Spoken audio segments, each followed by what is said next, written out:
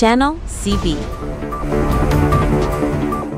পাবনার বেড়া পৌরসভার সাবেক মেয়র এস.এম. আসিফ শামস দেশের একজন প্রভাবশালী রাজনৈতিক পরিবারের সদস্য তিনি, কিন্তু এখন তিনি আলোচনার কেন্দ্রবিন্দুতে এসেছেন তার যুক্তরাজ্যের বিপুল সম্পদের কারণে।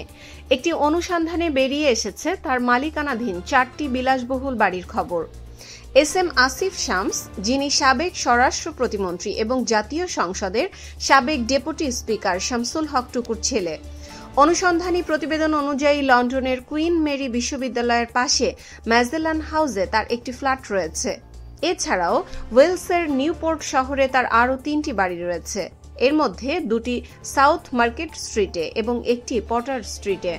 যুক্তরাজ্যের ল্যান্ড রেজিস্ট্রির নথি অনুযায়ী আসিফ শামস 2013 সালের 23 অগস্ট 2,20,000 পাউন্ড দিয়ে নিজের নামে ম্যাজেলান হাউসের 2 বেডরুমের ফ্ল্যাটটি কেনেন। এরপর তিনি একটি কোম্পানি খুলে আরও 3টি বাড়ি কেনেন। 2018 সালের 7 ফেব্রুয়ারি 71,000 পাউন্ড দিয়ে পটার স্ট্রিটে একটি 4 বেডরুমের বাড়ি কেনা হয়। এরপর একই বছরের 8 জুন 95,000 পাউন্ড এবং 2020 সালের 24 জানুয়ারি 1,22,000 পাউন্ড দিয়ে সাউথ মার্কেট স্ট্রিটে আরও 2টি বাড়ি কেনা হয়। এই 3টি বাড়ি কেনা হয় তার একক মালিকানাধীন কোম্পানি হোমওয়ার্ড প্রপার্টি লিমিটেডের মাধ্যমে। যুক্তরাজ্যের কোম্পানি হাউসের নথি বলছে 2016 সালের 9 সেপ্টেম্বর হোমওয়ার্ড প্রপার্টি লিমিটেড নামে এই রিয়েল এস্টেট কোম্পানিটি নিবন্ধিত হয়। এর একমাত্র পরিচালক এস.এম. আসিফ শামস। চলতি বছরের 6 সেপ্টেম্বর পর্যন্ত তার স্ত্রী যুক্তরাজ্য আওয়ামী লীগের মহিলা বিষয়ক নেত্রী মুসলিমা খাতুন এই কোম্পানির সেক্রেটারি ছিলেন। পরে তিনি পদত্যাগ করেন।